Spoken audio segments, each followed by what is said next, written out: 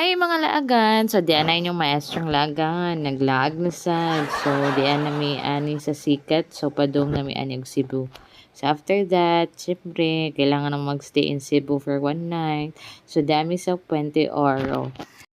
So, busy si Ma'am Jen og book sa among room. So, ang person, ga-vlog-vlog lang sa Sana all. niya. Mo ni siya ang among gistihan.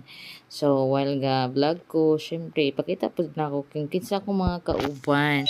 So, si Sian, mo na si Sian, ang anak ni Jiboni. O, napo diha si Ma'am Leonarda, og si Jiboni, og si Jasper. And then, vlog-vlog sa kunuhayta. So, after ani, wala na ko ka-record sa among room. Wala ko ka-video sa among room. Kaya nangatug na mi. Kaya early pa mi mumata. Kaya ma-attend mi og simbang gabi sa Santo Niño Church. O, mani siya ako mga kauban. Nagsimba ming upat. Kay kaming mga upat ang kauban sa room. Then, after na mag-picture, syempre, nga tupod mi kay nagsindi mi og candle. So, di dyan na mo kalimtan basta mo anha mig Santo Niño Church.